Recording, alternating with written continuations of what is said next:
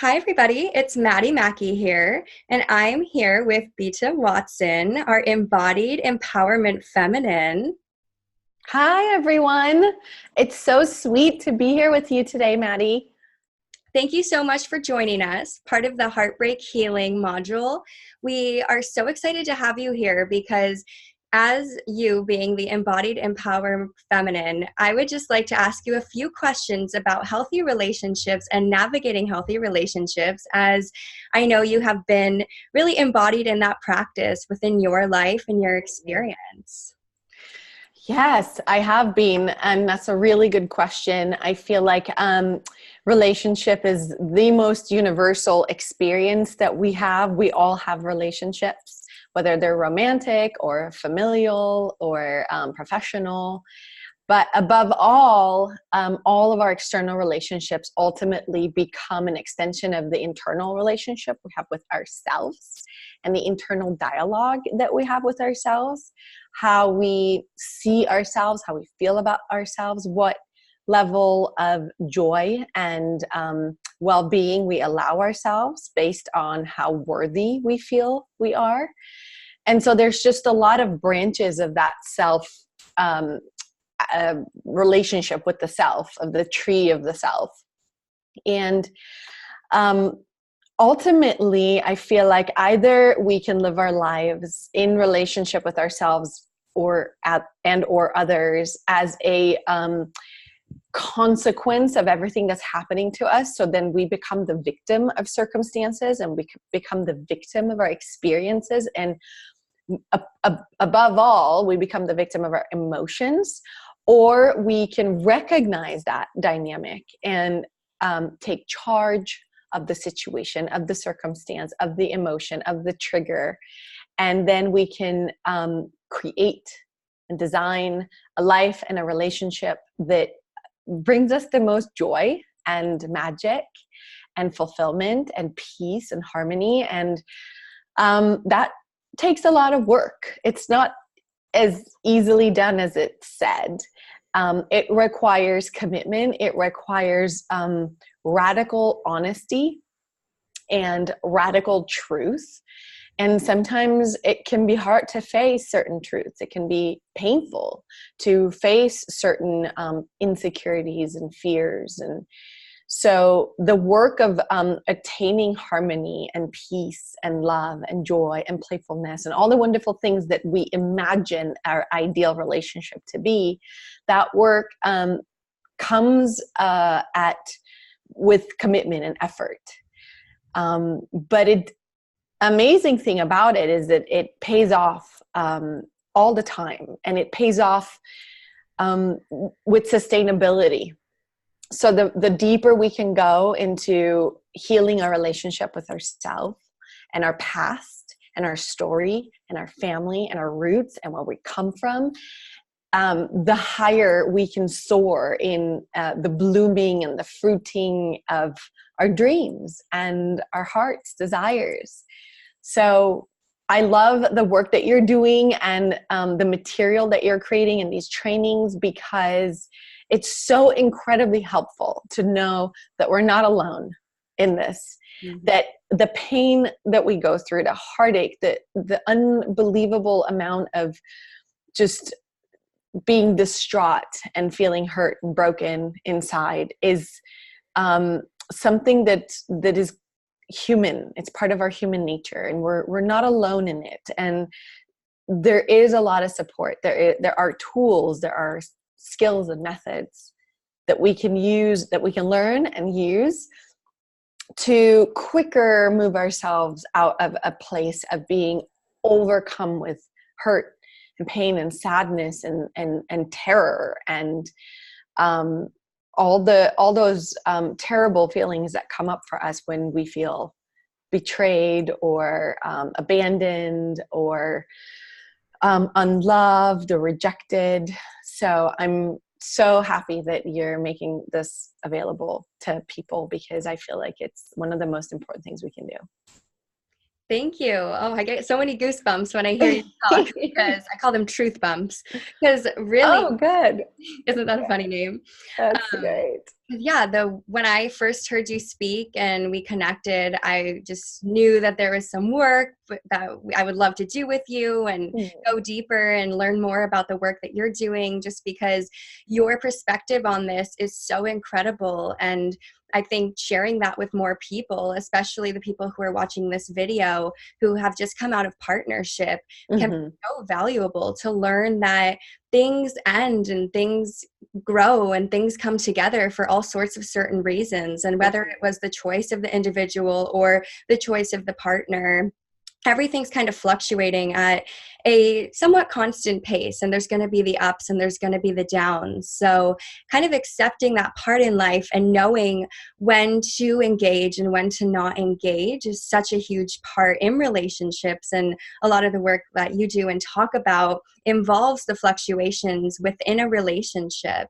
So I kind of wanted to ask you what, or, your perspective on the fluctuations of a relationship, and, when there's ups and when there's the downs, and when you stay and when you leave with partner. And obviously there's, specific scenarios and circumstances, but on just a more broad level, how you kind of view those fluctuations that are going to naturally happen specifically with romantic relationships. But of course we see the ups and downs with family, and we see it with business, and we see it in all the other relations that we do have. Yes. Thank you for this really great question. And,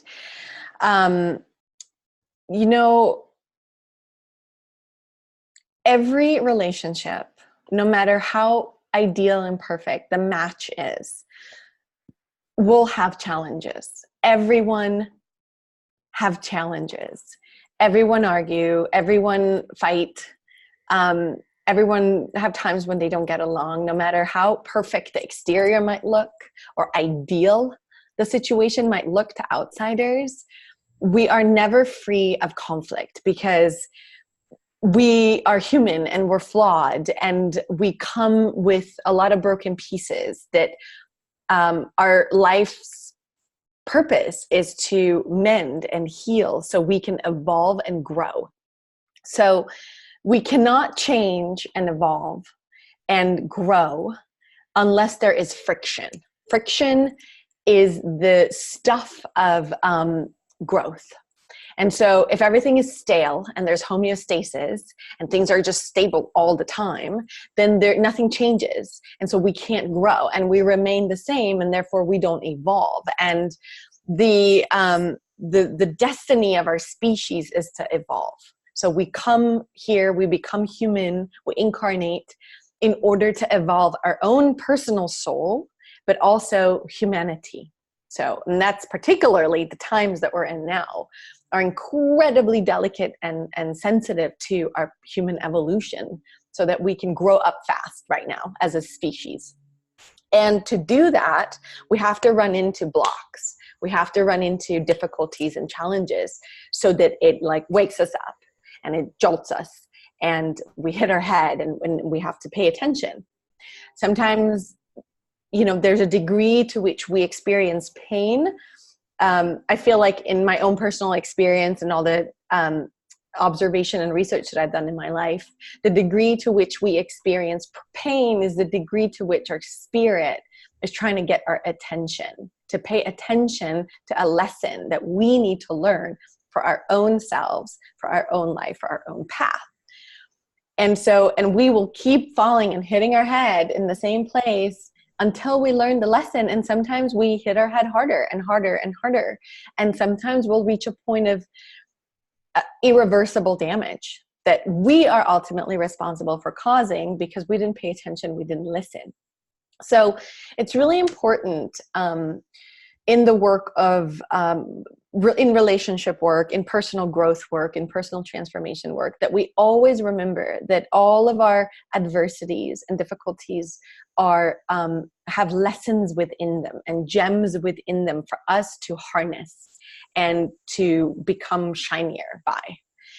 And so that's ultimately why difficulties happen. That's ultimately why conflicts and irritations and challenges happen, is to bring our attention to something that's not healed. And it might be something that we created, or it might be something we inherited. It might be something we picked up from our upbringing, in our family situation, in our social situation, in our environmental situation. We picked up a belief that tells us something about ourselves that continues to cause us pain. So, relationship with another person, a romantic relationship, is the perfect perfect cauldron for all of these undealt with triggers and wounds and patterns to reveal themselves, because we are drawn to people based on alchemy, chemistry, karma, also because we are mirrors for each other. And particularly in relationship, we mirror our shadow to each other. And so the more that our heart is invested into the relationship, the more in love we are, the more we really want it, the more we have to lose, the more hurt we could get, the more vulnerable we are. And so the risk is higher when the gain is higher. And so then our self-sabotaging kind of protective mechanisms might kind of come online and try to protect us from getting hurt by creating a situation that looks like this is not going to work out. So we have to remember that, okay, so there's a shadow at work, there is self-sabotage at work, there is a lot of mirroring at work, and there's a lot of healing that needs to happen. So when we go through heartache or a difficult relationship and pain, when we're in a state of pain, if we can remember that overview, that bigger reason and purpose to why we're experiencing pain, it makes the pain so much less and so much more bearable. And it's a very empowering thought, because then we don't become a victim of the pain. So in a relationship with someone we love or are in love with and want to create a life together or have a love affair with, I would say that it's always a dance of boundaries. It's always a dance of how much we're giving and receiving and the balance of that. And it's important to constantly assess and self-assess of, is this person interested in my highest well-being? Is this person encouraging, inspiring, supporting me to be the best version of myself that I can be?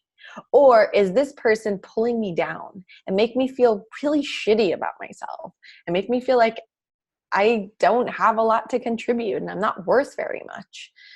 And that becomes really clear when we ask ourselves that question and we listen. We ask with a lot of intention and we listen to ourselves, our body, our heart, our spirit. We know, if it's an empowering situation where this person is lifting us up and ultimately advancing us in our own healing, or if they're just reinforcing the belief that we don't deserve love and we don't deserve happiness and that we're just worth nothing.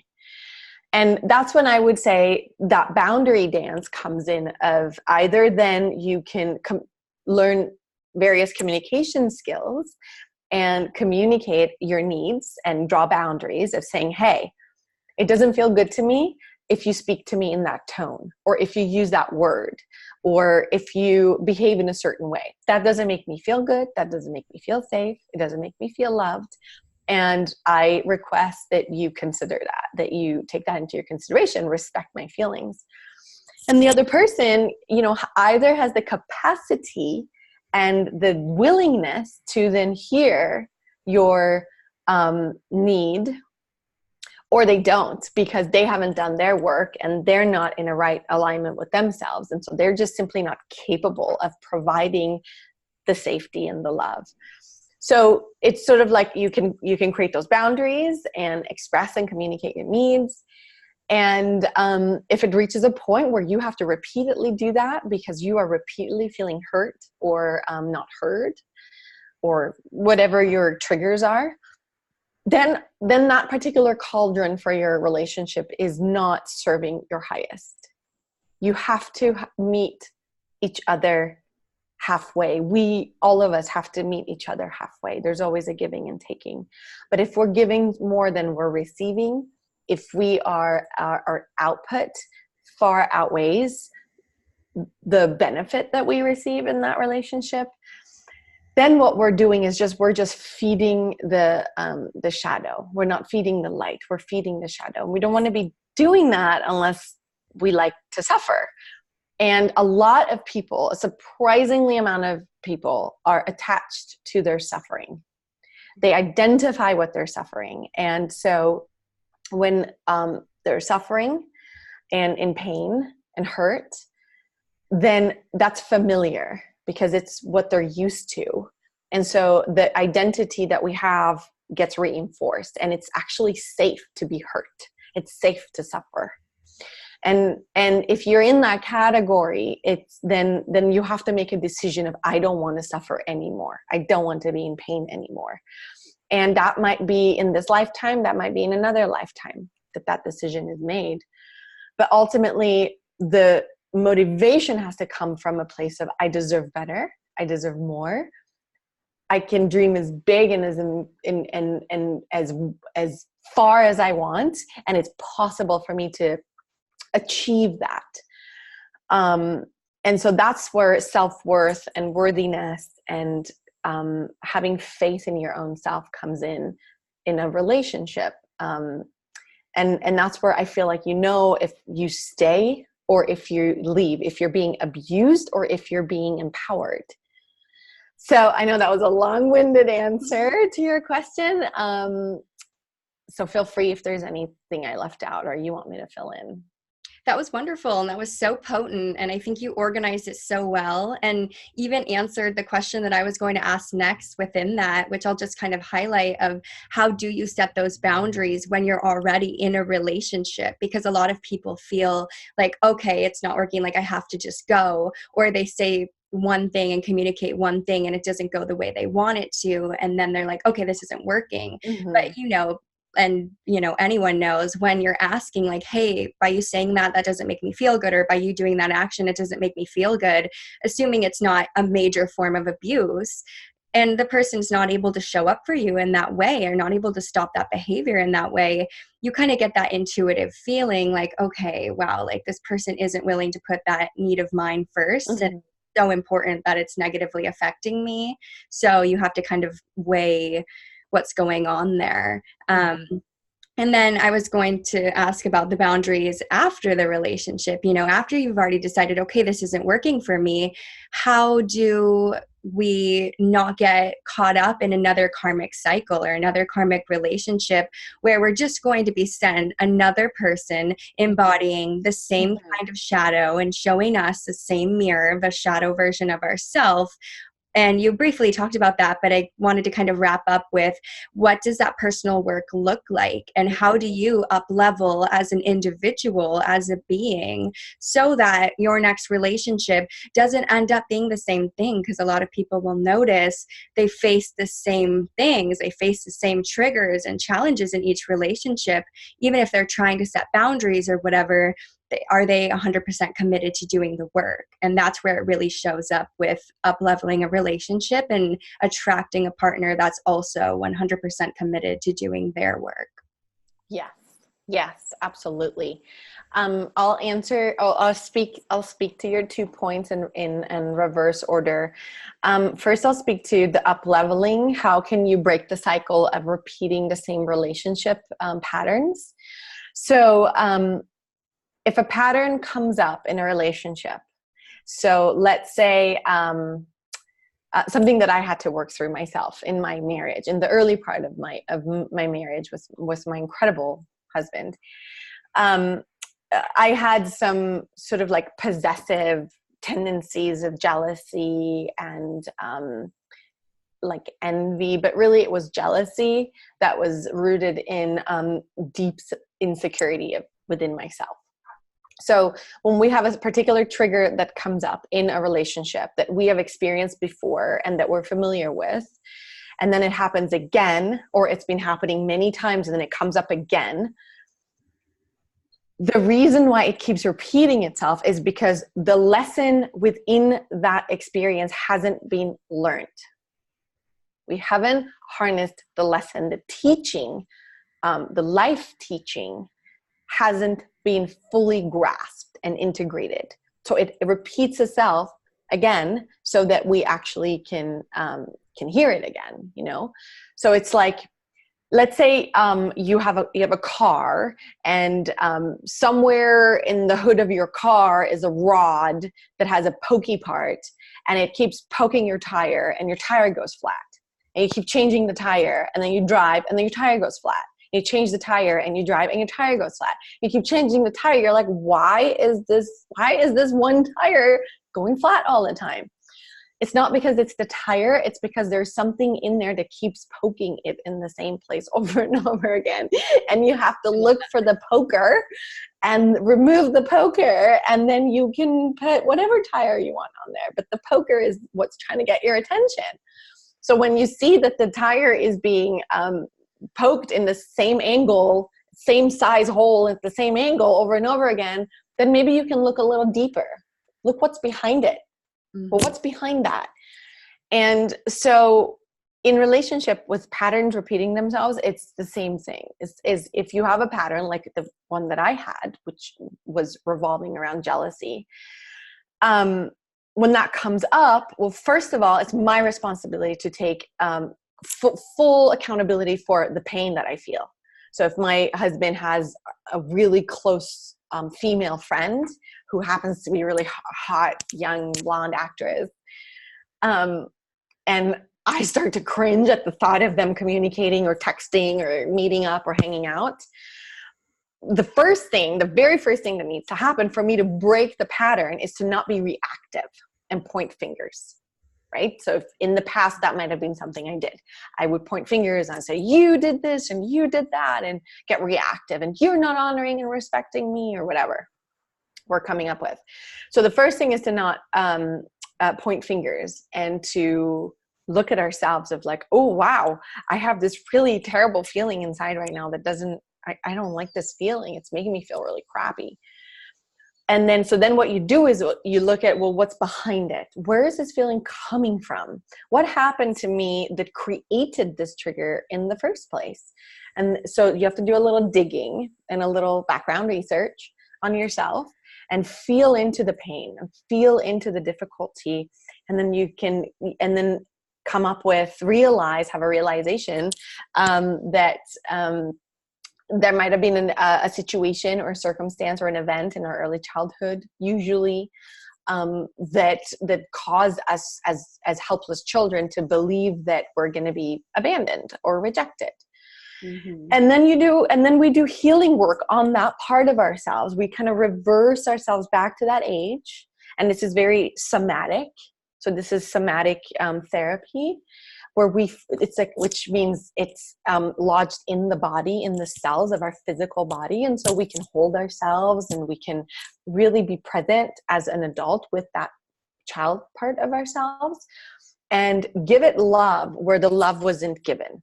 Because love is just like the universal ultimate glue and healer. And when we love ourselves from our adult self to our inner child, then that insecurity kind of like fizzles away, because what we wanted was love anyways, and feeling safe. And we take full responsibility. And so in my personal experience, when I did that with myself, and I completely and fully owned that there was a deeply fearful and scared little part of me that just needed to know that I could be in control. And I was able to do healing on that part. The external issue just went away. It actually just disappeared that next day. And so the up-leveling of relationships and repeating patterns has to do with, did you do the work necessary to take full responsibility for your pain and your pattern and your wound, and forgive yourself and forgive whatever person was involved, and truly forgive and truly let go with thankfulness of, thank you for the lesson, thank you for the experience, because it's making me stronger. As a result of that experience, I am now a stronger person, and to release it, and to truly release it in sort of like a unconditional way. And that's when the real transformation happens of like, okay, you just learned the lesson. You've now received the teaching, and you've healed and fixed the part of yourself or ourselves that felt undeserving or didn't feel safe or whatever it is. So then our next person, or the person sometimes that we're with, will automatically respond to that alchemical shift within us. And if it happens again as a test, because we're always going to get tested on what we learn, just like in school, then we just don't get reactive. We're like, oh, wow, she sounds really fascinating. What does she work with? I'd love to meet her. Let's all go for a hike. This sounds like a really cool woman. If she's got your attention, she must be cool and awesome. And I'd love to have cool and awesome people in my life, particularly women, which is what I did in that specific case. I just shifted my mentality from like, no, you cannot talk to her ever again, to like, hey, let's all go for a hike. I'd love to get to know her. She sounds awesome. She probably has a lot of cool, just interesting things to say. So then that's when you pass the test. And that trigger will never trigger you again. You will never be hurt by that thing again. Now, there's always the next thing around the corner. It never ends. It's like an onion. Yeah. So it doesn't mean that you're fixed and perfect forever, but that particular pattern, that particular behavior is now behind you. And ultimately it's like, we liberate ourselves. I am personally now free of that burden and that like crazy thought pattern. Like, oh, I don't have time for that. And that's where the up leveling is with the lightness. You just are like, oh my gosh, like I'm not weighted by this like heavy emotion that I was experiencing and this heavy sensation. Totally. Yes. And that's like when we forgive the past, and forgive our pain and our trauma, which is not easy to do, but it's certainly worth it. The main person that we liberate is ourselves. So we might be forgiving someone else, but we're liberating ourselves. So that's the beautiful like magic of the power of forgiveness. And that's how we know, that's how we can keep track of not getting ourselves in the same loop over and over again. We just like find that rod and we just pull it out. And then the tire won't go flat. Beautiful. Yes. Well, we are just about out of time. I know this thing will shut itself off. But is there anything else you wanted to say about yourself or about the work you do? And I know you and your husband do amazing talks all over. So you guys are fantastic. And I'm so honored to have met both of you. Oh, thanks, love. It was really sweet and precious to meet you earlier this spring. And I think I just would, the work that Eric and I do around the healthy masculine and the rising empowered feminine really has to do with, first of all, we need both. So we need both parts. We can't just have the feminine rising. We can't just have the masculine rising. It has to happen in balance. And it's really important that we always trace our victimhood and our empowerment in our physical bodies and in the stories that we tell ourselves. And remember that we are 100% the creators of our destiny, of our everyday minute little details of our life to the macro part of our life, and to just reclaim that power as much as we can, and be able to create as much harmony with it that we can in order to heal and love ourselves, because our planet and our world needs a lot of healing right now and a lot of shift in consciousness, but none of that is possible unless we do our personal work first. So one of the major motivations for personal healing has to do with being of service to others, being of service to the planet, being service to the Mother Earth, to different populations, to humanity, to future generations.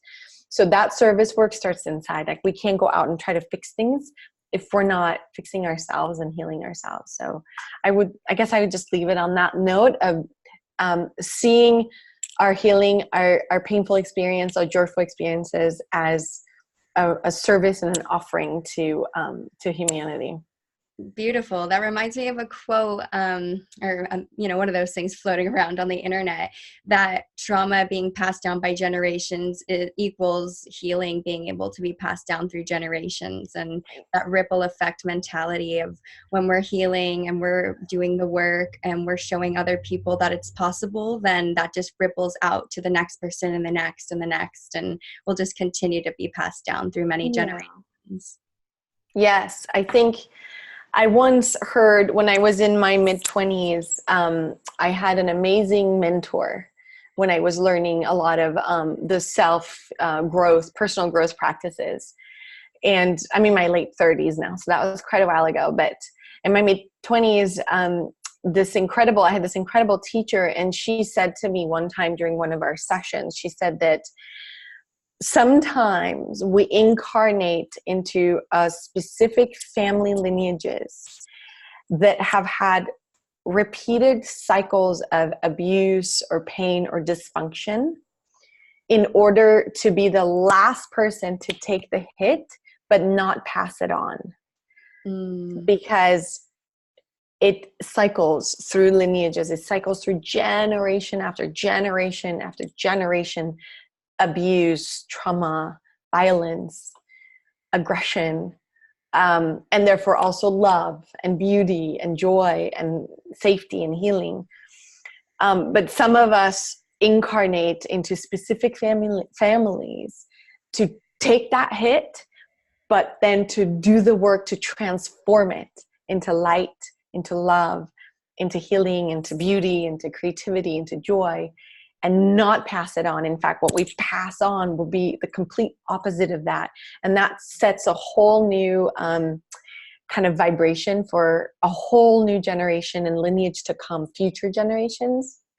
And I feel like that's so important to remember, that we are warriors of change, and our pain is our most powerful weapon and kind of tool that we have to break the cycle and to change the story and to create a happy ending and a happy continuation, and not to be another tool of those patterns continuing and the pain continuing and the disempowerment continuing, because that really sucks. And it's not what our planet needs anymore. Like, we're done with the cycles of war and violence and pain, and like, we don't need that shit anymore. So the fact that it exists is something for us to pay attention to and transform. Yeah, and make that conscious choice to move away from it. Yes. Move in the opposite direction. Yes, exactly. Well, thank you so much for all of your wise reflections. I appreciate you coming on so much. And I know everyone else will love this video and all of the amazing things that you have brought to share with us today. You're so welcome. And I support and encourage you for doing this inspiring work. And I believe in it. And in any way that I can continue to serve you on your mission, I would be absolutely honored, and just sending you a lot of love and gratitude for hearing the call to do this. Thank you. Yay.